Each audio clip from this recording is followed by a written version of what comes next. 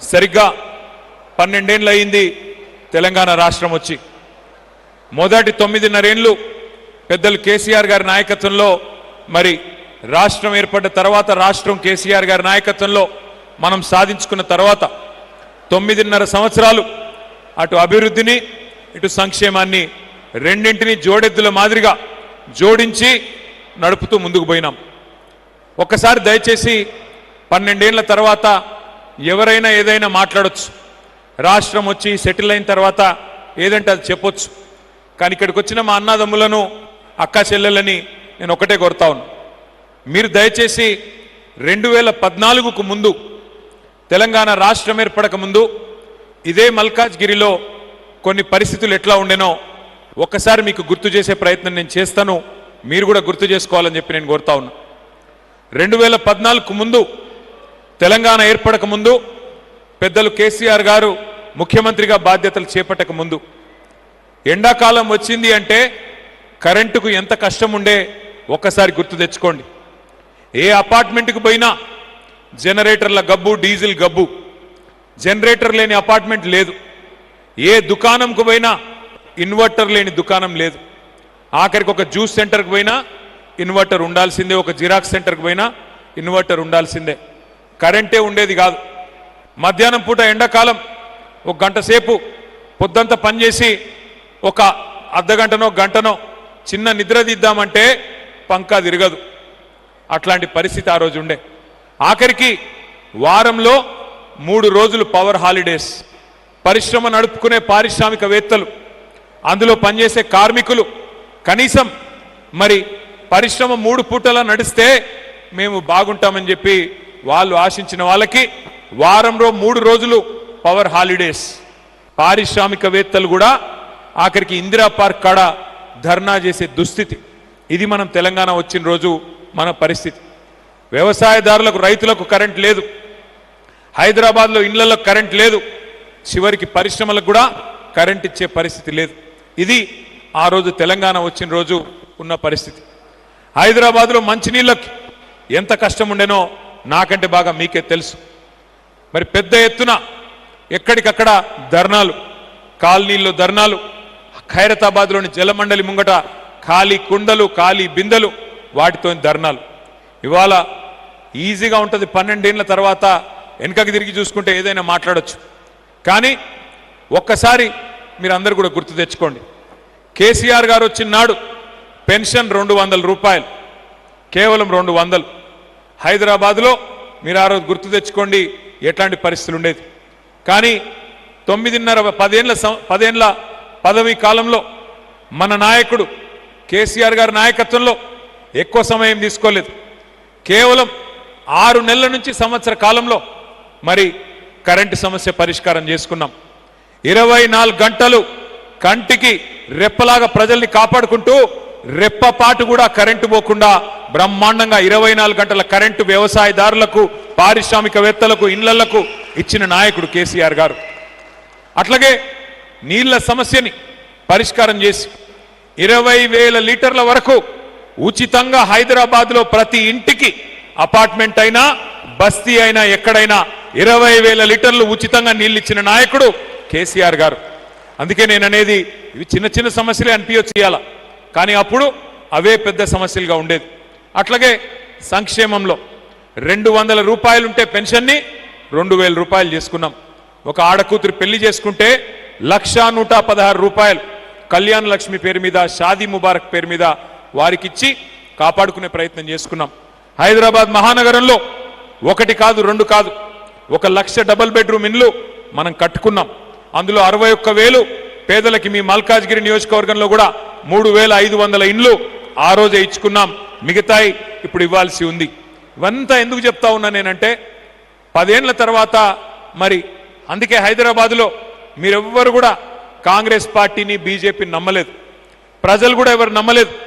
హైదరాబాద్ ముందుకు పోవాలి అంటే, తెలంగాణ రాష్ట్రం పురోగమించాలి అంటే కేసీఆర్ గారి నాయకత్వమే కరెక్ట్ అని చెప్పి ఖచ్చితంగా మళ్ళీ మల్కాజ్గిరిలో సోదరుడు మర్రి రాజశేఖర్ రెడ్డి గారిని బ్రహ్మాండమైన మెజారిటీతో మీరు గెలిపించారు. అంతకుముందు కూడా మల్కాజ్గిరిలో గులాబీ జెండాను ఎగిరింది. కానీ అంతకుముందు మనతో ఉన్న నాయకుడు కాంగ్రెస్ పార్టీలో పోయినాడు. పోయి సరే ఇలా ఆయన చేస్తున్న పనులు మిమ్మల్ని బెదిరిస్తున్నది మాకన్నీ తెలుసు. నేను మిమ్మల్ని ప్రార్థించేది ఒకటే, ఇప్పుడు ఇవాళ రేపు కాలం ఎట్లా ఉంది, మన పిల్లలు ఎంత హుషారున్నారు మీకు తెలుసు. టీజర్ సినిమా ట్రైలర్ చూడంగానే చెప్తారు సినిమా హిట్ అవుతుందా ఫట్ అవుతుందా. అట్లాంటి కాలం ఇది. పిల్లలు చాలా జోరుగా హుషారుగుంటారు. సినిమా ట్రైలర్ చూడంగానే చెప్తారు హిట్ అవుతుందా ఫట్ అవుతుందా. మరి అట్లాంటిది ఈ సినిమా ఇంటర్వెల్ అయిపోయింది. ఇప్పటికి కాంగ్రెస్ సినిమా ఇంటర్వెల్ అయిపోయింది. First half utter flop, disaster. నాకు తెలిసి హైదరాబాద్లో తిట్టుకోని మనిషి లేడు కాంగ్రెస్ ప్రభుత్వాన్ని, కాంగ్రెస్ పార్టీని. ఏమని 2.5 ఏళ్ళు. చిన్న ఉదాహరణ నేను చెప్తా, ఎక్కువ చెప్పాల్సిన అవసరం లేదు. ఒక ప్రభుత్వ పాలన ఎట్లా ఉంది అని చెప్పడానికి చిన్న ఉదాహరణ. అన్నం ఉడికిందా లేదా అని తెలుసుకోనికే మొత్తం కుండ లోపల చేయబెట్టాల్సిన అవసరం ఉండదు. ఒక్క మెతుకు ముట్టుకుంటే తెలుస్తుంది. కాంగ్రెస్ వల్ల పరిపాలన ఎట్లుంది అంటే, ఈ 30 నెలల్లో కాంగ్రెస్ ప్రభుత్వం వచ్చిన తర్వాత అడ్డగోలు మాటలు చెప్పి, అబద్ధాలు చెప్పి, నోటికొచ్చిన హామీలు ఇచ్చి మరి అధికారంలోకి అయితే వచ్చినారు. హైదరాబాద్లో ఓటేయకపోయినా జిల్లాల్లో ఉండే ప్రజలు కొంతమంది నమ్మి ఓటేసినారు. ఓటేసిన తర్వాత ఇవాళ పరిస్థితి ఏందయ్యా అంటే, 30 నెలల తర్వాత రేవంత్ రెడ్డి గారు ముఖ్యమంత్రి గారు ఆ రోజు పిసిసి అధ్యక్షుడిగా పెద్ద పెద్ద మాటలు చెప్పిండు. కేసీఆర్ గారు ₹1,00,000 ఇస్తే పెళ్లికి నేను తులం బంగారం ఇస్తా. కేసీఆర్ గారు ఇచ్చే డబ్బులు టైంకి వస్తలేవు, మీరు లగ్న పత్రిక పెట్టుకోగానే వెంటనే మీ ఇంటికి తులం బంగారం పంపిస్తా అని పెద్ద పెద్ద మాటలు. రైతులకి 10,000 కేసీఆర్ గారు ఇస్తే నేను 15,000 ఇస్తా. కేసీఆర్ గారు 2,000 పెన్షన్ ఇస్తే నేను 4,000 ఇస్తా. అత్తకి 4,000, కోడలికి 2,500 అని చెప్పి నోటికొచ్చిన మాటలు చెప్పి అడ్డగోలు హామీలు ఇచ్చి 6 గ్యారంటీలు, 420 హామీలు, 13 డిక్లరేషన్లు, చాంతాడంత పుస్తకం రాసి ఒక్కొక్క వర్గాన్ని బుట్టలో వేసుకొని మొత్తానికి గద్దెకెక్కిండు ముఖ్యమంత్రి గారు. ఇంకా మీకు గుర్తుండాలా, వాళ్ళ పార్టీ నాయకులు గ్యారంటీ కార్డులు కొట్టించింది. గ్యారంటీ కార్డులు ఏమన్నారు, మీకు 100 రోజుల్లోనే 100 दिनों में हर कुछ कर देंगे, आपके लिए हर चीज कर देंगे. 100 రోజుల్లోనే అన్ని ఇస్తాం.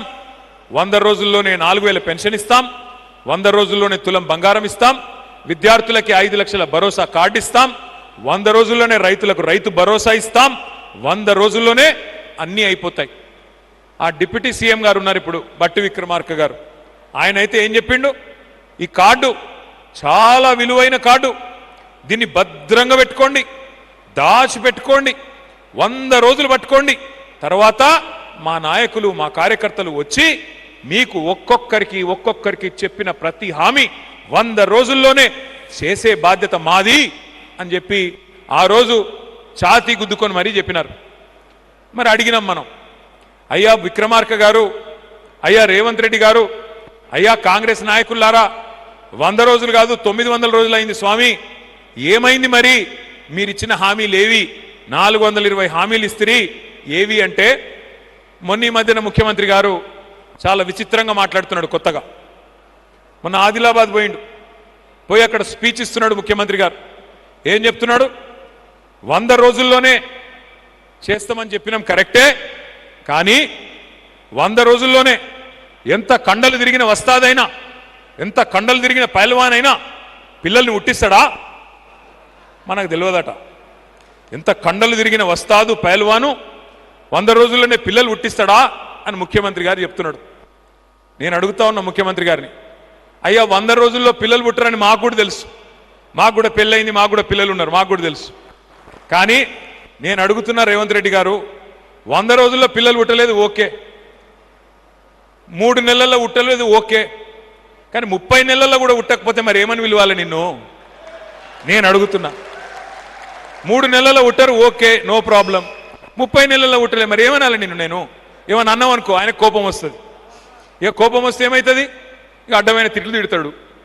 ఏమంటాడు, ఏమైందా రేవంత్ రెడ్డి గారు, మరి మహిళలకి నెలకు 2,500 ఇస్తాన్నావు కదా, ఏడబోయింది అంటే నీ లాగులో తొండలు ఇడిచిపెడతా.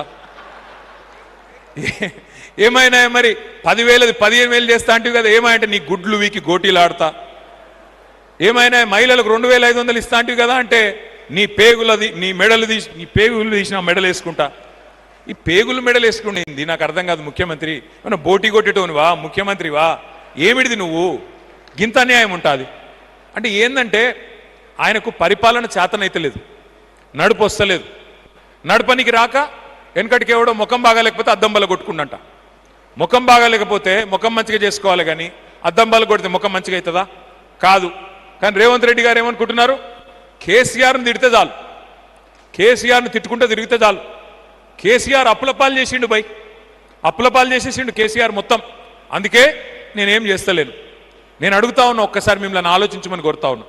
మీరు 10 మందికి చెప్పేటోళ్ళు కాబట్టి రేపు మళ్ళీ మల్కాజ్గిరిలో గులాబీ జెండా ఎగిరే విధంగా చూసుకునేటోళ్ళు కాబట్టి మీరు అర్థం చేసుకుంటే 10 మందికి తెలుస్తుంది కాబట్టే నేను మీకు ప్రార్థన చేస్తా ఉన్నా. ఒక నిమిషం ఆలోచించండి. సరే, రేవంత్ రెడ్డి గారు చెప్పింది నిజమే అని ఒక్క నిమిషం అనుకుందాం. కేసీఆర్ గారు అప్పులు చేసిండు అంటుండు.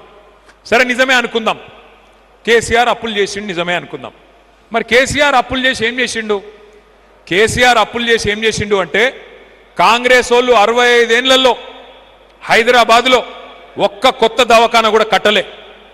గాంధీ, ఉస్మానియా, నిమ్స్ ఈ 3 కూడా కాంగ్రెస్ వాళ్ళు కట్టినవి కావు, నిజాం నవాబు కట్టిపోయినాయి. 65 ఏళ్లలో 1947 నుంచి 2014 దాకా ఒక్క కొత్త దవాఖాన కూడా కట్టలే కాంగ్రెస్ వాళ్ళు. కానీ అదే కేసీఆర్ గారు Telangana institute of medical sciences పేరు మీద ఒక్కొక్కటి 1000 పడకల ఆసుపత్రి 4 గట్టిండు. మీ అల్వాలలో టిమ్స్ అల్వాల ఇలా కనబడుతున్నదా? ఒక రాజసౌధాన్ని, ఒక ప్యాలెస్ ను తలపించే విధంగా కనబడ్డదా లేదా? మీకు చూసినరా లేదా? కట్టింది మనం, పెయింటింగ్లు వేస్తున్నది వాళ్ళు. ఎట్లయిపోయిందంటే రేవంత్ రెడ్డి గారి కథ, ఆయన జేబుల కత్తెర పెట్టుకొని తిరుగుతున్నాడు. ఎక్కడ మనం కట్టిన ఫ్లైఓవర్ ఉంటే అక్కడ పోయి రిబ్బన్ కట్ చేస్తాడు, ఎక్కడ మనం కట్టిన బిల్డింగ్ ఉంటే అక్కడ పోయి రిబ్బన్ కట్ చేస్తాడు.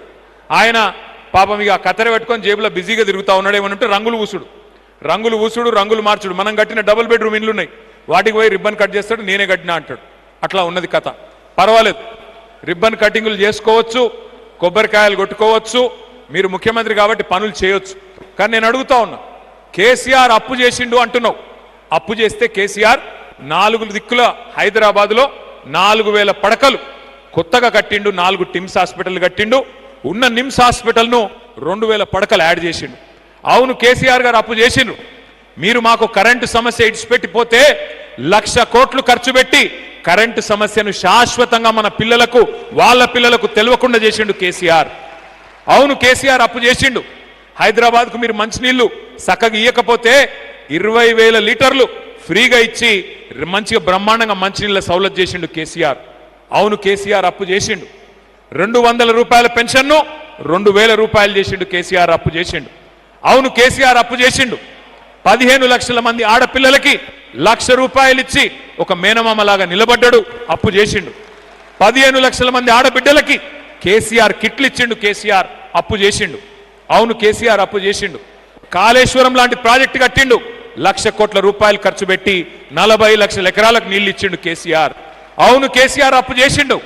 1,00,000 కోట్లు మన రైతులకు కరెంటు సబ్సిడీ కోసం, చెరువులు బాగు చేయడం కోసం కేసీఆర్ గారు అప్పు చేసిండు. అవును, అప్పు చేసిండు. ఇంటింటికి నల్లాబెట్టి నీళ్ళు ఇచ్చిండు కేసీఆర్. మారుమూల తాండాలు, మారుమూల గూడాలు, గిరిజన తాండాలలో కూడా కేసీఆర్ గారు మంచినీళ్ళు ఇచ్చిండు. కేసీఆర్ గారు అప్పు చేస్తే 1000 గురుకుల పాఠశాలలు పెట్టిండు. కేసీఆర్ గారు అప్పు చేస్తే జిల్లాకు ఒక మెడికల్ కాలేజ్ కట్టిండు, జిల్లాకు ఒక నర్సింగ్ కాలేజ్ కట్టిండు. 33 కొత్త జిల్లాలు పెట్టి జిల్లా కేంద్రాలలో కలెక్టర్లను, ఎస్పీలను కూర్చోబెట్టిండు కేసీఆర్. ఇట్లా చెప్పమంటే ఇంకో గంట చెప్తా నేను కేసీఆర్ ఏం చేసిండు 9.5 ఏళ్ల లాంటి. నేను రేవంత్ రెడ్డి గారిని ఒకటే అడుగుతా ఉన్నా, కాంగ్రెస్ ప్రభుత్వాన్ని ఒకటే అడుగుతున్నా. మరి మీరు వచ్చి 2.5 సంవత్సరాలు అయింది, సగం టైం అయిపోయింది, 50% టైం అయిపోయింది. మరి మీరు కూడా 4 లక్షల కోట్ల అప్పు చేసిండ్రు. మీరు 4 లక్షల కోట్ల అప్పు. కేసీఆర్ 10 ఏళ్లలో 2,80,000 కోట్ల అప్పు చేస్తే నువ్వు 2.5 ఏళ్లలోనే 4 లక్షల కోట్ల అప్పు చేసినావు కదా. ఒక్క పని చూపెట్టు. హైదరాబాద్లో కొత్తగా ఒక ఇటుక పెట్టినవా? ఒక్క ఇల్లు కట్టినవా? కేసీఆర్ గారు 1,00,000 డబుల్ బెడ్రూమ్ ఇల్లు కట్టిండు. నువ్వు 2.5 ఏళ్లలో ఒక్క కొత్త ఇల్లు కట్టినవా? ఒక్క పేదవాడి గృహప్రవేశం చేయించినవా హైదరాబాద్లో? ఒక్కటంటే ఒక్కటి కట్టలేదు. కానీ ఎన్ని ఇండ్లు కూలగొట్టిండు, ఎన్ని ఇండ్లు కూలగొట్టిండు హైడ్రా పేరు మీద. గరీబోళ్ళ బస్తీల మీద పడి, జోపడ పట్టీల మీద పడి కూలగొట్టి ఎత్తవతల వాడేసి గరీబోళ్లను హింస పెట్టిండు రేవంత్ రెడ్డి. అదే కేసీఆర్ గారి ప్రభుత్వం 9.5 ఏళ్లలో హైదరాబాద్ మహానగరంలో మీరు తెలిసో తెలియకనో ఎక్కడన్నా గవర్నమెంట్ జాగలో ఇల్లు కట్టుకుంటే 2.5 లక్షల మందికి జీవో నంబర్ 58, 59 కింద పట్టాలిచ్చిన నాయకుడు కేసీఆర్. నేను అడుగుతా ఉన్నా రేవంత్ రెడ్డి గారిని, మీరు ఇచ్చిన హామీలు ఒక్కటి కూడా చేయలే. 420 హామీలు అమలు చేయలే. తులం బంగారం ఇయ్యలే, స్కూటీలు ఇయ్యలే, విద్యా భరోసా కార్డులు ఇయ్యలే. 10వ తరగతి పాస్ అయితే 10,000, 12వ తరగతి పాస్ అయితే 15,000, డిగ్రీ చదివితే 25,000, పోస్ట్ గ్రాడ్యుయేషన్ చేస్తే ₹1,00,000, పిహెచ్డి చేస్తే 5 లక్షలు. 5 పైసలు ఇచ్చినావా ఎవరికన్నా? కేసీఆర్ గారు దళిత బంధు పేరిట ఆనాడు 10 లక్షల రూపాయలు దళిత సోదరులకు ఇచ్చినాడు. నువ్వేం చెప్పినావు? 12 లక్షలు ఇస్తా అని చెప్పినావు. 12 పైసలు ఇచ్చినావు ఎవరికన్నా? నేను అడుగుతా ఉన్నా, ఏ వర్గం మిగిలింది నువ్వు మోసం చేయకుండా? ప్రతి వర్గాన్ని వంచినావు. ఇవాళ అంటున్నాడు మా ఆడబిడ్డలతోన 1 కోటి మంది మహిళల్ని కోటీశ్వరులు చేస్తాడంట. 1 కోటి మందిని కోటీశ్వరులు చేసేదాకా వదిలిపెట్టాడంట. నేను ముందే చెప్పిన మీకు, ఈయన 1 కోటి మంది కోటీశ్వరులు చేసేవాళ్ళు కాదు, తులం బంగారం ఇచ్చే బ్యాచ్ కాదు, మెడల పుసలతాడు కూడా ఎత్తుకపోయే దొంగలు వీళ్ళు, దండుపాలెం దొంగలు అని చెప్పిన నేను. ఉన్నారు కదా ఇక్కడ మీ దగ్గర కూడా దొంగున్నాడు అల్వాలలో. అందుకే నేను అంటా ఉన్నా రేవంత్ రెడ్డి గారిని, అయ్యా నువ్వు కోటీశ్వరులను చేయకు పర్వాలేదు, కోటీశ్వరులను చేయకు, ఇడిచిపెట్టు, లక్షాధికారులను చేయి. ముందు ఏం చెప్పినావు నువ్వు? నెలకు 2,500 రూపాయలు ఇస్తా అన్నావు. నెలకు 2,500 అంటే సంవత్సరానికి ఎంత? మీరు కొద్దిగా లెక్కల్లో వీక్ నాలాగనే. మా నరసింహరావు అన్న నవ్వుతున్నాడు, మాజీ కార్పొరేటర్ గారు. అబ్బా ఒక్క ఆయన చెప్పిండు, అబ్బా మొత్తానికి ఒక్క ఆయనకు వచ్చి మనోనికి అన్నకు. నెలకు 2,500 అంటే 12 నెలలకు గాను సంవత్సరానికి 30,000, 5 ఏళ్ళకు గాను 5 సంవత్సరాలకు గాను 1,50,000. మరి 30 నెలలు అయిపోయింది కదా. 30 నెలలు అయిపోతే ఇప్పటికి ఎన్ని పైసలు రావాలా మనకి? ఎన్ని రావాలా? 75,000 రావాలనా? వచ్చినాయా? ఒక్క అక్కకు కానీ ఒక్క చెల్లెకి కానీ 75 పైసలు పడ్డాయా? అందుకే అంటున్నా రేవంత్ రెడ్డి గారిని, అయ్యా నువ్వు కోటీశ్వరులను చేస్తావో లేదో మాకు తెలియదు. పోనీ 75,000 అయితే ఈ ముందు ఖాతాలలో ఆడపిల్లలు ఎదురు చూస్తూ ఉన్నారు. ఆ 75,000 వచ్చే 30 నెలలకు మరొక 75,000. అట్లాగే తెలంగాణ యువకులకు చెప్పినాడు, పిల్లలకు చెప్పినాడు, మీకు ఉద్యోగం వచ్చేదాకా నేను పైసలు ఇస్తా, నెలకు 4,000 ఇస్తా అన్నాడు. మరి 30 నెలలు అయింది, ఎంత ఇవ్వాలా? 1,20,000 రూపాయలు ఇవ్వాలా? మరి వాళ్ళందరికీ 1,20,000 రూపాయలు. ఇంకో 30 నెలలకు ఇంకో 1,20,000 ఇస్తావా? రైతులకు చెప్పినాడు, ఎకరానికి 15,000 ఇస్తా సంవత్సరానికి అన్నాడు. మరి ఇప్పుడు 2.5 ఏళ్ళు అయిపోయింది, ఒక్కలకన్నా ఇచ్చినాడా? ఒక్క ఎకరానికి ఎవడికి ఇవ్వాల? అంటే ఇది ఎందుకు చెప్తా ఉన్నా అంటే, కోటీశ్వరులను చేసే దేవుడెరుగు, కనీసం ఉన్న వాళ్ళని నువ్వు లక్షాధికారులను చేసినా చాలు, అది కూడా చేయడంట. కానీ డైలాగులు మాత్రం ఆకాశాన్ని అంటుతా ఉన్నాయి. నేను మిమ్మల్ని అందరినీ ప్రార్థించేది ఒకటే, మల్కాజ్గిరిలో మీకు ఒక మంచి ఎమ్మెల్యే గారు దొరికినాడు, రాజశేఖర్ రెడ్డి గారి రూపంలో మంచి ఎమ్మెల్యే గారు దొరికినాడు. బ్రహ్మాండంగా పనిచేస్తున్నాడు, కాన్స్టిట్యున్సీ కోసం పనిచేస్తున్నాడు. నేను కూడా ఆయననే పొగుడుతున్నారు. అయ్యా కాదు, కాన్స్టిట్యున్సీ కోసం పనిచేస్తున్నాడు, పార్టీ కోసం కూడా పనిచేస్తున్నాడు, కాన్స్టిట్యున్సీ కోసం కూడా కష్టపడుతున్నాడు. ఎవ్వలతో పంచాయతీ పెట్టుకోకుండా స్మూత్గా సాఫ్ట్గా పోతున్నాడు. కానీ రాజశేఖర్కి తెలుసు ఎప్పుడు గేర్లు మార్చాలనో తెలుసు. రాజశేఖర్ రెడ్డి గారు కూడా ఇప్పుడు ఏం మాట్లాడాడు ఎక్కువ తక్కువ, అందుకే చెప్పిండు నాకు ముందే, అన్న ఇక నేనేం మాట్లాడా, నువ్వే ఎక్కువ మాట్లాడన్నాడు. నేనేమంటున్నా అంటే, ఇంకా సరిగ్గా 2.5 సంవత్సరాలు వచ్చే ఎన్నికకుంది. ఆఖరి సంవత్సరం ఎట్లాగూ మొత్తం ఎలక్షనే, ఇక మిగిలింది 1.5 year మాత్రమే. మీరు నిజంగానే మళ్ళీ హైదరాబాద్లో మనం నష్టపోయింది, మనం కోల్పోయింది మళ్ళీ తిరిగి తెచ్చుకోవాలి అనుకుంటే, మళ్ళీ మంచి ప్రభుత్వాన్ని, మంచి నాయకుడిని కేసీఆర్ గారిని తిరిగి తెచ్చుకోవాలి అనుకుంటే, మీరే కథానాయకులు కావాలి, మీరే కథానాయికలు కావాలి, మీరే ఒక్కొక్కరు విజృంభించాలి. విజృంభించాలి అంటే ఏం చేయాలి? ఏమి ఎవరితో యుద్ధాలు చేసేది లేదు, ఎవరిని మీద పడి కొట్టేది లేదు, బూతులు తిట్టేది లేదు, కాంగ్రెస్ నాయకుల్లాగా మనం కూడా పిచ్చి పిచ్చి పనులు చేసేది లేదు. కానీ ఒకటి మాత్రం పక్కా, మీరు చేయొద్దు అని చెప్తున్నా కానీ వాళ్ళు మిమ్మల్ని ఏమన్నా చేస్తే, గతంలో మా సునీత ఇక్కడనే ఉంది, మా రాము యాదవ్ కూడా ఇక్కడనే ఎక్కడ ఉన్నాడు, ఏడున్నాడు తమ్ముడు, రాము యాదవ్ మీద వచ్చి పడ్డారు. పడితే ఒక రాము యాదవ్ని ముట్టుకుంటే మొత్తం టీఆర్ఎస్ ఎమ్మెల్యేలు అందరం, బీఆర్ఎస్ ఎమ్మెల్యేలు అందరం మొత్తం వాళ్ళ ఇంటికి వచ్చినాం. వచ్చి అండగా నిలబడ్డాం. మీరు రాజశేఖర రెడ్డి గారు పిలిస్తే మొత్తం 30 మంది ఎమ్మెల్యేలు, ఎమ్మెల్సీలు అందరం వచ్చి ధైర్యంగా ఉండి, చెల్లె నువ్వేం కాదు, టెన్షన్ పడకు అని చెప్పి ధైర్యం చెప్పిపోయినాం.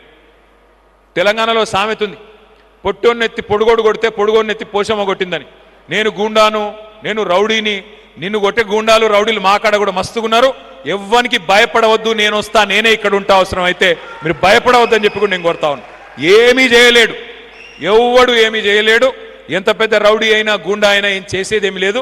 మిమ్మల్ని ఏ రకంగా కూడా ఇబ్బంది పెట్టేదేం లేదు. పొరపాటున ఒక కేసో ఏదో అయితే తప్పకుండా మేమే వస్తాం, దగ్గర ఉండి ఇడిపించుకుంటాం. ఎవ్వరు కూడా మీరు భయపడవలసిన అవసరం లేదని చెప్పి మళ్ళొక్కసారి హృదయపూర్వకంగా కోరుతా ఉన్నాం. మంచి ఎమ్మెల్యే గారు ఉన్నారు, మంచి ఎమ్మెల్యే ఉన్నాడు, కష్టంలో పిలిస్తే ఉరికొస్తున్నాడు, అందుబాటులో ఉన్నాడు, అరుంధతి హాస్పిటల్ ద్వారా కూడా సేవలు అందిస్తూ ఉన్నాడు. అట్లాంటి ఎమ్మెల్యేని కాపాడుకోండి, దగ్గర పెట్టుకొని చూసుకోండి. నేను మిమ్మల్ని కోరేదల్లా ఒక్కటే, మళ్ళీ తిరిగి మంచి రోజులు రావాలి, తెలంగాణకు మంచి రోజులు రావాలి. వాళ్ళ రైతులు తలడిల్లిపోతా ఉన్నారు, ధాన్యం కొంటలేరు, ఆగమై చివరికి ధాన్యం కుప్పల మీదనే ఆత్మహత్య చేసుకుంటా ఉన్నారు. నాకైతే సంపూర్ణంగా విశ్వాసం ఉంది. ఎందుకంటే అప్పుడప్పుడు నిజంగా కూడా చీకటిని చూస్తేనే వెలుగు విలువ కూడా తెలుస్తుంది, గాడిదని చూస్తేనే గుర్రం విలువ కూడా తెలుస్తుంది. కాబట్టి ఈ 5 ఏళ్ళు మన మంచి కోసమే వచ్చింది. ఎందుకంటే ప్రజలకు కూడా తెలవాల ఎవరు ఏంది ఏమనుకున్నారు. లేకపోతే కొంతమంది మాట్లాడినారు, ఏమైనా కేసీఆర్ ఇంట్లోకెళ్ళి ఇస్తుండా? ఎవరు ఇయ్యరు నాయన ఇంట్లోకెళ్ళి, ఎవరు ఇంటెనక పొలం అమ్మియరు, ఇంట్లోకెళ్ళి ఇయ్యరు. ఎవరైనా సరే ప్రజల సొమ్ముకు ధర్మకర్తలం, ఎవరైనా కలిసి పనిచేయాల్సిందే, ప్రజల కోసం పనిచేయాల్సిందే. కానీ ఇవాళ రైతులకు ధాన్యం సంచులు మాత్రం లేవు, ధాన్యం కొనుగోలు చేయడానికి సంచులు లేవు, ప్రభుత్వానికి చేతులు రావడం లేదు, సంచులన్నీ ఢిల్లీకి పోతున్నాయి. ఇక ఢిల్లీకి ఏడికి పోతున్నాయో నాకంటే బాగా మీకు తెలుసు. రైతు బంధు బంద్ అయింది, రాహుల్ బంధు మాత్రం బ్రహ్మాండంగా నడుస్తున్నది. రాహుల్ బంధు పథకం రైతులకేమో ఖాతాలో డబ్బులు పడతలేవు, రాహుల్ గాంధీ గారి ఖాతాలో మాత్రం టింగ్ టింగ్ టింగ్ అనుకుంటే డబ్బులు బ్రహ్మాండంగా పడుతున్నాయి. ఎందుకంటే అట్లా నడుస్తున్నది ఇవాళ ప్రభుత్వం. గూండాగిరి, దౌర్జన్యాలు, కబ్జాలు, భూములు, సెటిల్మెంట్లు నడుపుతున్నది ప్రభుత్వం కాదు, ఒక మాఫియా నడుపుతా ఉన్నాడు రేవంత్ రెడ్డి. ఆ మాఫియాలో ఒక పిల్ల నాయకుడు ఇక్కడ మీ దగ్గర కూడా ఇక్కడ కూడా ఉన్నాడు. అందుకే నేను అనేది, ఎవరికి భయపడే అవసరం లేదు. తప్పకుండా గట్టిగా నిలబడదాం, గట్టిగా కొట్లాడదాం. అవసరమైతే ఈ సమిష్టి బలం చూసిన తర్వాత ఎవరైనా సరే తప్పకుండా మళ్ళీ మీకు భయపడవలసిన పరిస్థితి వస్తుంది. ఇప్పుడు మనం చేయాల్సిన రెండే రెండు పనులు. మరి రాజశేఖర రెడ్డి గారి నాయకత్వంలో మీరు మీ మల్కాజ్గిరి నియోజకవర్గంలో మీకు ఎన్నికల అబ్జర్వర్గా ఇన్ఛార్జిగా శ్రీధర్ గారిని పార్టీ నియమించింది. వీరు ఇద్దరు కలిసి మీకు దిశానిర్దేశం చేస్తారు 2 విషయాల్లో. నేను కూడా ఇప్పుడు మీకు ఒక 4 విషయాలు ఈ ఎస్ఐఆర్ అనే కార్యక్రమం గురించి మీకు చెప్పడానికి ప్రత్యేకంగా ఇక్కడ దాకా నేను వచ్చాను. ఈ ఎస్ఐఆర్ అంటే ఏంటిది? ఈ నెల 25 తారీఖు చాలు అవుతుంది ఎస్ఐఆర్ అంటే స్పెషల్ ఇంటెన్సివ్ రివిజన్. దీనిలో పెద్ద కన్ఫ్యూజ్ అయ్యేది ఏం లేదు, ఇదేదో ఆంగ్ల పదం కాబట్టి, ఇంగ్లీష్ పదం కాబట్టి కన్ఫ్యూజ్ అయ్యేది ఏం లేదు. ఎస్ఐఆర్ అంటే ఏంటి అంటే, మనకి ఓటర్ లిస్ట్ ఉంటుంది, ఆ ఓటర్ లిస్ట్ని జల్లెడబట్టే కార్యక్రమమే ఎస్ఐఆర్. 18 ఏండ్లు నిండిన వాళ్ళు ఎవరైనా ఉంటే, 18 ఇయర్స్ నిండిన వాళ్ళు ఉంటే వాళ్ళని కొత్తగా చేర్పించడం, చనిపోయిన వాళ్ళు ఎవరైనా ఉంటే వాళ్ళ ఓటు తీయించడం, అట్లాగే ఎవరైనా మల్కాజ్గిరి నుంచి వేరే కాడికి షిఫ్ట్ అయినారనుకో వాళ్ళ ఓటు తీసేయడం, ఎవరైనా వేరే ఊరు నుంచి మల్కాజ్గిరికి వస్తే వాళ్ళ ఓటు ఇక్కడ రాయించడం. ఈ 4 పనులు ఉంటాయి. కాకపోతే ఎందుకు జాగ్రత్త తీసుకోవాలి? మరి ఎందుకు అంటే, మొన్న మీరు వెస్ట్ బెంగాల్ రిజల్ట్ చూసినారు. వెస్ట్ బెంగాల్లో మమతా బెనర్జీ గారు ఓడిపోయారు, అక్కడ బీజేపీ గెలిచింది. మరి పశ్చిమ బెంగాల్లో 95 లక్షల ఓట్లు తీసేసినారు ఓటర్ లిస్టులో. 95 లక్షల ఓట్లు, వాళ్ళు ఓడిపోయింది 42 లక్షల ఓట్లతో. ఎక్కడ జాగ్రత్త తీసుకోవాలంటే, ఇవాళ అనుమానం ఏమున్నది, కేంద్ర ప్రభుత్వంలో ఉన్న వాళ్ళు పెద్దలు, వాళ్ళు తమకు పడవు అనుకునే ఓట్లు తీసేస్తున్నారు అనే ఒక అనుమానం ప్రజల్లో ఉన్నది. పశ్చిమ బెంగాల్లో 95 లక్షల ఓట్లు తీసేసినారు, బీహార్లో 65 లక్షల ఓట్లు తీసేసినారు. నేను మీ అందరినీ ప్రార్థించేది ఒకటే, మనకు దొంగ ఓట్లు అవసరం లేదు. మనకు కావాల్సింది ఏ ఒక్క అర్హురాలు ఎవరికైతే ఓటు హక్కు ఉండాలో వారిని మాత్రం పొరపాటును కూడా ఒక్క ఓటు కూడా పోకుండా కాపాడుకోవాల్సిన బాధ్యత ముఖ్యంగా బూత్ లెవెల్ ఏజెంట్లుగా నియమించబడ్డ వాళ్ళు ఎవరైతే ఉన్నారో వారి మీదనే ఉంది. శ్రీధర్ గారు, మనకి ఎన్ని మొత్తం బూతులు ఎన్ని, నెంబర్ ఆఫ్ బూత్స్ ఎంత మనది? 480 బూత్లు, రైట్. సో ఇక్కడ 480 బూత్లకు గాను బూత్ ఏజెంట్లు ఉన్నారా, బూత్ లెవెల్ ఏజెంట్లు ఉన్నారా? ఉంటే ఒక్కసారి చేయలేబట్టి. మీకు తెలుసా మీరు బూత్ లెవెల్ ఏజెంట్లని? మీకు ఆ పుస్తకాలు ఇచ్చినారా? పుస్తకాలు ఒకసారి ఇస్తే అది చేయలేబట్టండి. పుస్తకాలు ఇస్తే ఒక్కసారి ఆ పుస్తకాలు చూపెట్టండి. అందరికి రాలేదా? వచ్చిన వాళ్ళందరూ చేయి చూపెట్టండి. ఈ పుస్తకం ఏం చేయాలి మీరంటే, మంచిగా ఇంటికి తీసుకుపోయి ఇంట్లో పోగానే అట్లా వాడేయండి. ఇట్లా వాడేసి ఇంట్లో మళ్ళీ ముట్టకండి, మళ్ళీ తీయకండి. తీయరు కదా? తీయరా? చదవండి జరా, ఒక 5 నిమిషాలు టైం చేసుకొని చదవండి. అందులో ముఖ్యమైన విషయాలు ఉన్నాయి, కొన్ని విషయాలు నేను చెప్పే ప్రయత్నం మీకు చేస్తాను. ఎస్ఐఆర్ అంటే కేవలం ఒక్కసారి నెక్స్ట్ స్లైడ్. ఎస్ఐఆర్ అంటే మీకు ఈ 480 బూత్లలో రేపేముంటుందంటే, ప్రతి బూత్కి ఒక బూత్ లెవెల్ ఆఫీసర్ ఉంటారు. ఎవరు వాళ్ళు? మీ దగ్గర ఉండే అంగన్వాడీ టీచర్ కానీ, లేదా మీ మున్సిపాలిటీలో ఆ మెప్మాలో ఉండే ఆర్పీలు కానీ, ఎవరో ఒకరు బూత్ లెవెల్ ఆఫీసర్గా ఎలక్షన్ కమిషన్ నియమిస్తుంది. మీరు బూత్ లెవెల్ ఏజెంట్గా పార్టీ నుంచి మీరున్నారు. రేపేముంటుందంటే, ఈ ఎస్ఐఆర్ అనే కార్యక్రమం గతంలో జరగలేదా అంటే జరిగింది మన దేశంలో. లాస్ట్ టైం ఎప్పుడు జరిగింది అంటే 2002లో జరిగింది. 2002లో ఆ రోజు మల్కాజ్గిరి నియోజకవర్గం ఇప్పుడున్నట్టు లేదు, అప్పుడు వేరే ఉండే. ఆ రోజు 2002లో అప్పుడు ఖైరతాబాద్ ఉండే, అప్పుడు ఖైరతాబాద్ నియోజకవర్గం ఉండే. 2002లో అప్పుడు ఉమ్మడి ఆంధ్రప్రదేశ్ ఉంది, ఇప్పుడు తెలంగాణ వచ్చింది.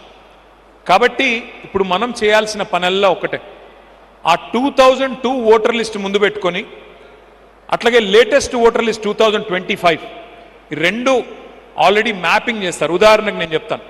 రాజశేఖర రెడ్డి గారికి 2 పిల్లలు, మరి రాజశేఖర రెడ్డి గారికి ఒక అమ్మాయి ఒక అబ్బాయి. 2002లో రాజశేఖర రెడ్డి గారి పిల్లలకు ఓటర్ లిస్టులో పేరు లేదు. ఎందుకు లేదు? ఎందుకంటే వాళ్ళు అప్పటికి 18 ఏళ్ళు లేవు, కాబట్టి అప్పుడు ఓటర్ లిస్టులో ఉండదు. కానీ 2025 ఓటర్ లిస్టులో 2 పిల్లలకి ఓటు హక్కు ఉంది. ఇప్పుడు ఏం చేస్తారు అంటే, ఆ పిల్లలు రాజశేఖర రెడ్డి గారి పిల్లలు అని చెప్పి లింక్ చేస్తారు, ఫ్యామిలీ మ్యాపింగ్ చేస్తారు. 2002లో ఆయన పేరు, ఆయన భార్య పేరు ఉంది, కానీ 2025లో మరొక 2 పేర్లు ఉన్నాయి. ఆ పిల్లలు రాజశేఖర రెడ్డి గారి పిల్లలు అని చెప్పి మ్యాపింగ్ చేస్తారు. మ్యాపింగ్ ఎట్లా చేస్తారు? ఎన్యూమరేషన్ ఫార్మ్ ఒకటి ఉంటుంది, ఆ బూత్ లెవెల్ ఆఫీసరు వారు ఇస్తే ఆ ఫామ్ నింపేస్తే ఆ ఫ్యామిలీని మ్యాపింగ్ చేస్తారు. ఇది నెంబర్ 1. రెండోది, నెక్స్ట్ స్లైడ్. ఇక్కడ ఈ డేట్స్ ఒక్కటి జాగ్రత్తగా చూసుకోండి. ఈ ఎస్ఐఆర్ అనే కార్యక్రమం ఈ నెల 25 తారీఖు స్టార్ట్ అవుతుంది. మరి రెగ్యులర్ ఓటింగ్కి, రెగ్యులర్ ఓటర్ లిస్ట్ అప్డేషన్కి ఎస్ఐఆర్కి తేడా ఏంటి అంటే, రెగ్యులర్గా మనం ఎవ్రీ సంవత్సరం కావాలంటే ప్రతి సంవత్సరం కూడా ఓటు రాయించుకోవచ్చు, కానీ మనం పోయి రాయించుకోవాలి. జిహెచ్ఎంసీ ఆఫీస్కో తహసీల్దార్ ఆఫీస్కో పోయి మనం రాయించుకోవాలి. కానీ ఇప్పుడు ఏంటిది, వాళ్ళు మన ఇంటికి వస్తారు, మీ ఇంటింటికి వస్తారు. అయితే ఇక్కడ ఏమంటే, మనకు తెలంగాణ రాష్ట్రం మొత్తం చూస్తే దాదాపు 36,000 పోలింగ్ బూత్స్ ఉన్నాయి. మీకు మీ నియోజకవర్గంలో 480 పోలింగ్ బూత్స్ ఉన్నాయి. ప్రతి బూత్కి ఒక ఏజెంటు మన పార్టీ నుంచి, booth level officer election commission నుంచి ఉంటారు. 1 మంత్, ఒక నెల పాటు ఇల్లు తిరుగుతారు. ఒక బూత్లో ఉండేది 1000 ఓట్లు, ఒక 1000 ఓట్లు ఉంటాయి. 1000 ఓట్లు అంటే ఎంత? ఒక 300 ఇండ్లు, 350 ఇండ్లు ఉంటాయి. అంటే నెల రోజుల్లో 350 ఇండ్లు తిరగాలి. రోజుకి ఎన్ని ఇల్లు తిరుగుతాం? ఓ 10, 12, 13, 15 ఇండ్లు తిరుగుతాం, అంతకంటే ఎక్కువ లేదు. అంటే రోజుకి 1.5 నుంచి 2 గంటలు మాత్రమే మీకు ఒక నెల రోజుల పాటు కొంత ఎఫర్ట్ మీరు పెట్టాల్సి ఉంటుంది. అప్పుడు ఆ నెల రోజులు తిరిగిన తర్వాత ఏం చేయాలో కూడా నేను చెప్తాను మీకు. నెల రోజుల తర్వాత 31 జూలై నాడు లిస్ట్ పబ్లిష్ చేస్తారు. మీ బూత్లో ఉన్న ఓటర్లు వీళ్ళు అని మీరు లిస్ట్ పబ్లిష్ చేస్తారు. అందులో ఎవరైనా మిస్ అయితే, ఏదైనా తప్పుగా పడితే, ఎవరైనా అబ్బాయి పేరు అమ్మాయి అని రాసి, అబ్బాయి పేరు అమ్మాయి పేరు అబ్బాయి అని రాసి, లేదా మ్యాపింగ్ సరిగ్గా జరగక మీ పిల్లల పేరు తప్పుగా రాసి, లేదా చనిపోయిన వాళ్ళ పేరు అట్లాగే ఉంటే, మీరు వెంటనే అబ్జెక్షన్, 1 మంత్ పాటు అబ్జెక్షన్ చెప్పొచ్చు. మీరు 31 జూలై నుంచి 30th ఆగస్ట్ దాకా, ఒక నెల రోజులు, ఆగస్ట్ నెల మొత్తం మీరు అబ్జెక్షన్ రేజ్ చేయొచ్చు. అబ్జెక్షన్లు రేజ్ చేసిన తర్వాత 1 నెల రోజులు ఎలక్షన్ కమిషన్ వాళ్ళు ఆ అబ్జెక్షన్స్ మీద యాక్షన్ తీసుకోవాల్సి ఉంటుంది. మొత్తం సెప్టెంబర్ మాసం అంతా వాళ్ళు అబ్జెక్షన్ల మీద యాక్షన్ తీసుకోవాలి. లాస్ట్కి ఆ 1 అక్టోబర్ అనే డేట్ చాలా ఇంపార్టెంట్. 1 అక్టోబర్ నాడు ఫైనల్ ఓటర్ లిస్ట్ పబ్లిష్ అవుతుంది. ఇది చాలా చాలా ఇంపార్టెంట్. రేపు మీకు మల్కాజ్గిరి మున్సిపల్ కార్పొరేషన్ పరిధిలో మీ నియోజకవర్గంలో 16 డివిజన్లు అయినాయి. రేపు ఆ 16 డివిజన్లకు సంబంధించిన ఓటర్ లిస్ట్ కూడా ఇదే ఓటర్ లిస్టు. ఎమ్మెల్యేకి ఇదే ఓటర్ లిస్టు, కార్పొరేటర్లకి ఇదే ఓటర్ లిస్టు, అట్లాగే రేపటి రోజున ఎంపీ ఎలక్షన్ కూడా ఇదే ఓటర్ లిస్టు. కాబట్టి ఎవరెవరైతే కార్పొరేటర్లుగా పోటీ చేయాలనుకుంటున్నారో ఇప్పటి నుంచే దయచేసి ప్రజల మధ్యన ఉండండి. ఇప్పటి నుంచే ఈ ఓటర్ లిస్ట్ విషయంలో కూడా జాగ్రత్తలు తీసుకోండి. ఎక్కడికక్కడ మీరు ఎంత యాక్టివ్గా ఉంటే రేపు సైబరాబాద్ అదేవిధంగా మల్కాజ్గిరి మున్సిపల్ కార్పొరేషన్ల మీద మళ్ళీ గులాబీ జెండాను ఎగరడానికి ఆస్కారం ఉంటుంది. ఇది సీరియస్గా తీసుకోండి. అందుకే నెక్స్ట్ స్లైడ్. ఏం చేయాలి? బిఎల్ఏ అనే వాళ్ళు ఏం చేయాలి? మీరు ఏం చేయాలి? ఏమీ పెద్దగా మీకు కష్టమే ఉండదు. మీరు ఆ బిఎల్ఓ గారితో పాటు ఇంటింటికి మీరు పోవాలి. ఇంటికి పోయినప్పుడు వాళ్ళతో అక్కడ ఆ ఇంట్లో ఉండే ఓటర్లతో, ఆ ఇంట్లో ఉండే సోదరులతో, సోదరిమణులతో వాళ్ళతో మాట్లాడాలి. ఏమా మీరు ఎంతమంది ఉన్నారు ఇంట్లో? మరి చాలాసార్లు ఏం జరుగుతుందంటే హైదరాబాద్లో ఓట్ షిఫ్ట్ అవుతుంది. ఇక్కడ కిరాయికి ఉన్న వాళ్ళు ఇంకొక అడిగి పోతారు, అక్కడి నుంచి ఇంకొక అడిగి పోతారు, కానీ ఓటు మారదు. దానివల్ల ఏమవుతుంది? డూప్లికేట్ ఓట్లు ఉంటాయి. ఆ ఏరియాలో ఉన్న వాళ్ళు ఉండరు. అవన్నీ గుర్తుపట్టాలి ఇప్పుడు మనం. అది కూడా మీకు ఎక్స్ప్లెయిన్ చేస్తాను. సో నెంబర్ 1, మీరు ఆ బిఎల్ఓతో పాటు మీరు కలిసి ఇంటింటికి పోవాలి. ఆ బిఎల్ఓకి సహకరించాలి. ఏమైనా తప్పు జరుగుతుందా చూడాలి. ఆ ఎన్యూమరేషన్ ఫామ్ కరెక్ట్గా నింపుతున్నారా లేదా? ఇప్పుడు ఒక ఇంట్లో కొత్త కోడలు వచ్చింది, పెళ్ళయింది, కోడలు పిల్ల వచ్చింది. ఆ అమ్మాయి ఓటు ఇదివరకు ఇంకెక్కడో ఉండొచ్చు, ఇప్పుడు మీ దగ్గరకు వచ్చింది. ఆ ఓటు మీరు రాయించాలి, ఆ ఫామ్ నింపాలి. అట్లాగే 18 ఏళ్ళు నిండిన వాళ్ళు వాళ్ళ ఓటర్ ఫామ్ నింపాలి. అట్లాగే ఎవరైనా చనిపోతే వాళ్ళ ఓటు తీసేయించాలి. డూప్లికేట్ ఓట్లుంటే ఆ ఓటు కూడా తీసేయించాలి. నెక్స్ట్, మన ఉద్దేశం ఒక్కటే, ఒక్క ఓటు కూడా పోవద్దు, ఒక్క తప్పుడు వ్యక్తికి ఓటు ఉండొద్దు, ఒక్క అర్హుడికి అర్హురాలికి ఓటు పోవద్దు. ఎలిజిబుల్ ఎవరెవరైతే ఉన్నారో వాళ్ళ ఓట్లు పోనీయకుండా చూసుకోవాలి. ఎందుకంటే ఎలక్షన్ కమిషన్ మీద డౌట్స్ ఉన్నాయి. ఈ మాట నేను మోమాటం లేకుండా చెప్తున్నా. ఈ దేశంలో ఇప్పుడున్న వ్యవస్థల మీద అనుమానాలు ఉన్నాయి. ఎందుకు వీళ్ళు సరిగ్గా పనిచేస్తున్నారా లేదా, పొలిటికల్ ఎజెండాకు అనుగుణంగా పనిచేస్తున్నారు అనే ఒక అభిప్రాయం ప్రజల్లో ఉంది. అందుకే మనం జాగ్రత్తగా ఇంటింటికి పోయి ఈ కార్యక్రమాలు వెంటనే చూసుకోవాలి. ఎవరైనా అన్మ్యాప్డ్ ఉంటే, అన్మ్యాప్డ్ అంటే 2002-2025 మధ్యన మ్యాపింగ్ జరగకపోతే అది చూసుకోవాలి. వెంటనే ఏమన్నా చిన్న చిన్న కరెక్షన్స్ ఉంటే చేసుకోవాలి. అట్లాగే ఇవన్నీ ఇప్పుడు నేను మీకు ఇచ్చిన బుక్లో ఉన్నాయి. ఆ బుక్లో ఇవన్నీ ఉన్నాయి, మీరు కావాలంటే చూసుకోవచ్చు. మళ్ళీ ఎమ్మెల్యే గారికి పంపమంటే ఇవన్నీ నేను పంపిస్తాను. ఎమ్మెల్యే గారు మీ అందరికి కూడా పంపిస్తారు. Next slide. మీకు కొత్త ఓటు రాయాలి. మరి కొత్త ఓటు రాయించుకోవాలి అంటే ఈ 13 రకాల డాక్యుమెంట్స్లో ఏ ఒక్క డాక్యుమెంట్ ఉన్నా మీకు ఓటు హక్కు ఇవ్వాలి. క్యాస్ట్ సర్టిఫికెట్ కానీ, లేదా బర్త్ సర్టిఫికెట్ కానీ, పాస్పోర్ట్ కానీ, పెన్షన్ కార్డు కానీ, ఇంకా ఇంకోటి కానీ 13 రకాల ఐడెంటిటీ కార్డ్స్, ఇవన్నీ సుప్రీంకోర్టు అప్రూవ్ చేసింది. కాబట్టి సుప్రీంకోర్టు ఆదేశాల ప్రకారం ఈ 13 డాక్యుమెంట్స్లో ఏది ఉన్నా తప్పకుండా వారికి ఓటు హక్కు ఇవ్వాల్సిందే. ఇవి దయచేసి చూసుకోండి. ముఖ్యంగా కాలనీస్, గేటెడ్ కమ్యూనిటీస్, అపార్ట్మెంట్స్, తప్పకుండా అసోసియేషన్స్ ఉన్నాయి, వాళ్ళకు నా రిక్వెస్ట్, వాళ్ళు కూడా దయచేసి జాగ్రత్తగా చూసుకోండి. చూసుకొని ఎవరైతే మిస్ అవుతున్నారో వెంటనే మీరు కంప్లైంట్ చేసినట్టయితే వాళ్ళని కూడా యాడ్ చేసుకోవచ్చు. నెక్స్ట్, ఇక్కడ ఒక చాలా ఇంపార్టెంట్ స్లైడ్. ఇది ఒక్కసారి దయచేసి జాగ్రత్తగా చూడండి, మనసు పెట్టి వినండి. ఇది ఒక రియల్ లైఫ్ ఎగ్జాంపుల్. ఇది నిజమైన ఓటర్ లిస్ట్, ఇది మనం తయారు చేసింది కాదు. మొన్ననే జూబ్లీ హిల్స్ ఉప ఎన్నిక జరిగింది, మీకు తెలుసు. మాగంటి గోపీనాథ్ గారు చనిపోతే ఉప ఎన్నిక వచ్చింది, మీకు తెలుసు. ఆ ఎలక్షన్లో అందరం పనిచేసాం. ఆ ఎలక్షన్లో ఎలక్షన్ స్టార్ట్ అయిన తర్వాత మేము గుర్తించాం, అరే చాలా ఓట్లు డూప్లికేట్ ఓట్లు ఉన్నాయి అని అర్థమైంది మాకు. అర్థమై ఎలక్షన్ కమిషన్ దగ్గర పోయాం. సార్ ఇక్కడ అన్ని డూప్లికేట్ ఓట్లు ఉన్నాయి, తీయండి అంటే ఇప్పుడు ప్రాసెస్ స్టార్ట్ అయిపోయింది, ఇప్పుడేం చేయలేమన్నారు. ఒక ఎగ్జాంపుల్ చూడండి. ఇక్కడ ఒక అమ్మాయి పేరు లావణ్య, భర్త పేరు శ్రీనివాస్. ఆ అమ్మాయికి జూబ్లీహిల్స్లో 2 ఓట్లు ఉన్నాయి, ముషీరాబాద్లో ఒక ఓటు ఉంది, అంబర్పేటలో ఒక ఓటు ఉంది, ఖైరతాబాద్లో ఒక ఓటు ఉంది. సేమ్ అమ్మాయి, హస్బెండ్ పేరు సేమ్, 5 ఓట్లు ఉన్నాయి. మరి ఇప్పుడు ఆ అమ్మాయికి ఎస్ఐఆర్ తర్వాత ఒకటే ఓటు మిగులుతుంది, 4 పోవాలి. కానీ ఇప్పుడు మన టాస్క్ ఏంది అంటే, మన బాధ్యత ఏంది అంటే, అసలు ఆ అమ్మాయి ఎక్కడుంది, ఆ లావణ్య ఎక్కడుంది మనం వెతికి పట్టుకోవాలి. ఇప్పుడు ఆ బాధ్యత మన మీద ఉంది. ఆ లిస్ట్ నేను మీకు ఇస్తాను. ఇక్కడ ఒక ఎగ్జాంపుల్ చూడండి మీరు. ఇప్పుడు 4 రకాల డూప్లికేట్ ఓట్లు ఉంటాయి, 4 రకాలుగా ఉంటాయి డూప్లికేట్ ఓట్లు. ఉదాహరణకి ఒకటి మీ దగ్గరనే మీ కాన్స్టిట్యున్సీ లోపలనే ఒక ఓటు గౌతమ్ నగర్లో ఉండొచ్చు, ఒకటి అల్వాల్లో ఉండొచ్చు. ఎందుకంటే మీరు అక్కడ ఇదివరకు కిరాయికుంటుండే, ఇప్పుడు ఇటు వచ్చింది. 2 చోట్ల ఓట్లు ఉండొచ్చు. రెండోది పార్లమెంట్ పరిధిలో ఒకటి మల్కాజ్గిరిలో ఉండొచ్చు, ఇంకొకటి కంటోన్మెంట్లో ఉండొచ్చు. సేమ్ మేడ్చల్ పార్లమెంటే, మల్కాజ్గిరి పార్లమెంటే, కాకపోతే ఒక ఓటు ఇక్కడ, ఒక ఓటు పక్క కాన్స్టిట్యున్సీలో. మూడోది ఒక ఓటు ఇప్పుడు మీ సిరిసిల్ల అనుకోండి, ఇక్కడ వచ్చి సెటిల్ అయినారు అనుకోండి అల్వాల్లో, సిరిసిల్లలో ఒక ఓటు ఉండొచ్చు, ఇంకో ఓటు ఇక్కడ ఉండొచ్చు. సేమ్ స్టేట్లో 2 ఓట్లు ఉండొచ్చు. ఇంకోటి కొంతమంది ఆంధ్ర సోదరులు ఇక్కడ ఉన్నారు, మహారాష్ట్ర వాళ్ళు ఉన్నారు, పంజాబ్ వాళ్ళు ఉన్నారు, వాళ్ళకు ఒక ఓటు ఇక్కడ ఉండొచ్చు, ఒక ఓటు వాళ్ళ సొంత రాష్ట్రంలో ఉండొచ్చు. సో 4 రకాల డూప్లికేట్ ఓట్లు. మీ మల్కాజ్గిరిలో ముఖ్యంగా ఇక్కడ చాలామంది నార్త్ ఇండియా నుంచి వచ్చి సెటిల్ అయిన వాళ్ళు కూడా ఉన్నారు. వాళ్ళ ఓటు అక్కడ ఒకటి ఉండొచ్చు, ఒకటి ఇక్కడ కూడా ఉండొచ్చు. సో 4 రకాల డూప్లికేట్ ఓట్లు ఉండే అవకాశం ఉంది. నేనేం చేస్తానంటే, రాజశేఖర్ రెడ్డి గారికి మీ మల్కాజ్గిరి పరిధిలో బూత్ల వారీగా ఎన్ని డూప్లికేట్ ఓట్లు ఉన్నాయి, ఎన్ని సస్పెక్టెడ్ డూప్లికేట్ ఓట్లు ఉన్నాయి, సేమ్ పేరు, సేమ్ హస్బెండ్ పేరు లేదా సేమ్ తండ్రి పేరు ఉంటే ఒక చిన్న అల్గోరిథం రన్ చేస్తే మా దగ్గర లిస్ట్ ఉంది. ఆ లిస్ట్ మొత్తం రాజశేఖర రెడ్డి గారికి నేను ఇస్తాను.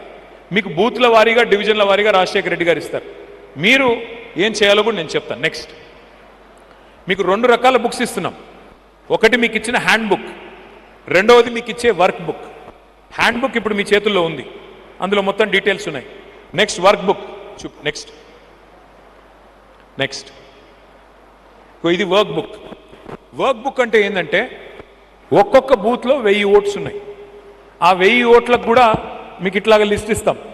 ఆ లిస్ట్లో ఏం చేయాలి, మీరు ఈ ఓటర్ లింక్ అయ్యారా లేదా, ఆ ఎన్యూమరేషన్ ఫామ్ నింపారా లేదా, ఇంకేమైనా రిమార్క్స్ ఉన్నాయా, అట్లాగే ప్రతి బూత్లో మీకు ఎన్ని సస్పెక్టెడ్ డూప్లికేట్, అనుమానాస్పదమైన డూప్లికేట్ ఓట్స్ ఉన్నాయి, ఆ లిస్ట్ కూడా మీకు ఇస్తాం. నా అంచనా అయితే మల్కాజ్గిరిలో కనీసం ఒక 30-40 వేల డూప్లికేట్ ఓట్లు ఉంటాయి కనీసం. నేను చెప్పేది ఇంకెక్కువ ఉండొచ్చు. ఆ లిస్టు మొత్తం రాజశేఖర రెడ్డి గారికి నేను ఇస్తాను. మీరు ఇల్లు తిరిగినప్పుడు చూసుకోవాలి, ఆ ఓటర్ ఉన్నారా లేదా, వీరికి డూప్లికేట్ ఓటు ఉందా, ఏముంది. మనకి ఎస్ఐఆర్ ఒక రకంగా మంచిదే, చెడ్డదేం కాదు. ఈ డూప్లికేట్లన్నీ పోతే నికరంగా ఎన్ని ఓట్లు ఉన్నాయో తెలుస్తుంది. అప్పుడు బెటర్, మనం పనితీరు కూడా మెరుగుపరుచుకోవచ్చు. లాస్ట్ లైన్ ఇది ఇంపార్టెంట్. ఇప్పుడు రాజశేఖర రెడ్డి గెలవాలి, కేసీఆర్ గారు మళ్ళీ తిరిగి ముఖ్యమంత్రి కావాలి అనుకుంటే సరిపోదు, డైలాగులు కొడితే సరిపోదు, ఉపన్యాసాలు ఇస్తే సరిపోదు.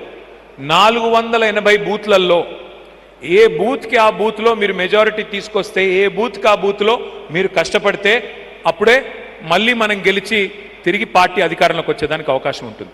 ఇక్కడ ఇంపార్టెంట్ ఏంటంటే, చాలామంది ఏం చేస్తారు, గెలిచిపోతున్నాం, అయిపోయింది, ట్రెండ్ బాగుంది, అంతా బాగుంది. అది కాదు.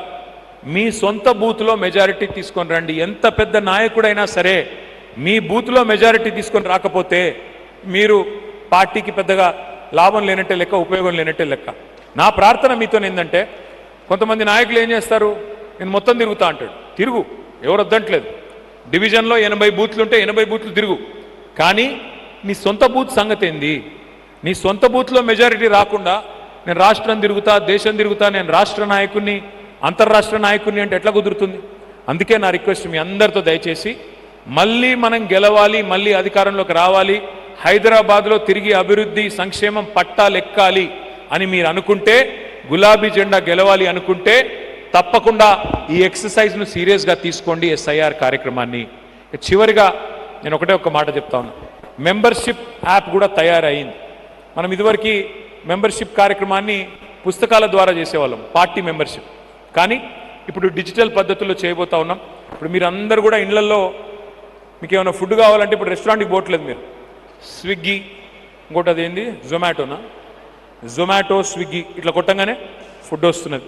సినిమా టికెట్లు కావాలంటే ఇట్లా బటన్ ఒత్తితే సినిమా టికెట్, ట్యాక్సీ కావాలంటే బటన్ ఒత్తితే ట్యాక్సీ, అట్లా అయిపోయింది. అందుకే మేము కూడా ఏమనుకున్నామంటే, ఇంకా లాభం లేదు, ఈ పుస్తకాలు వద్దు, మనం కూడా ఫోన్లోనే ఒక యాప్ పెడదాం పార్టీ పరంగా, అందులోనే మెంబర్షిప్ చేద్దామని నిర్ణయం తీసుకొని మెంబర్షిప్ యాప్ తయారు చేసినాం. ఆ మెంబర్షిప్ యాప్ కూడా మీకు రాజశేఖర రెడ్డి గారు మళ్ళొక్కసారి కొంత మీకు శ్రమ ఇచ్చి కొన్ని రోజుల తర్వాత ఒక చిన్న మీటింగ్ పెట్టి అందులో వివరంగా చెప్తాం.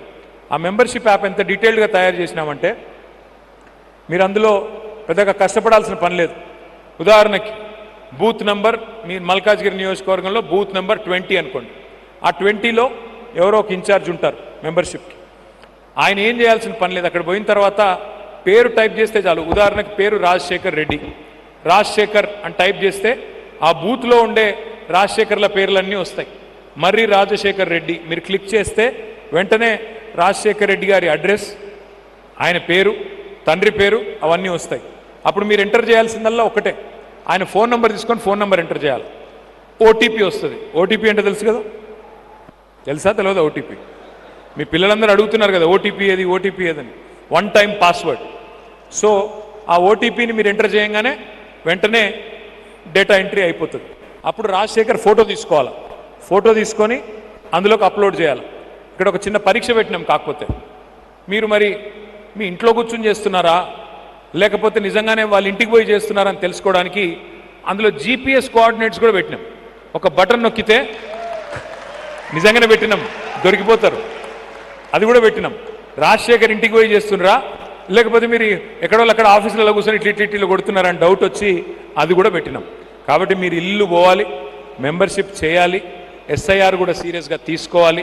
మీ మంచి ఎమ్మెల్యే గారిని కాపాడుకోండి, మళ్ళీ తిరిగి ప్రభుత్వాన్ని తెచ్చుకోండి. హైదరాబాద్లో మళ్ళీ గల్లా ఎగిరేసి ఇది మా ప్రభుత్వం, ఇది మా రాష్ట్రం, ఇది మా నేల, ఇది మా మల్కాజ్గిరి, ఇది మా అల్వాల్ అనే విధంగా పని చేయాలని చెప్పి మనస్ఫూర్తిగా కోరుతూ మళ్ళొకసారి మీ అందరికీ పేరు పేరు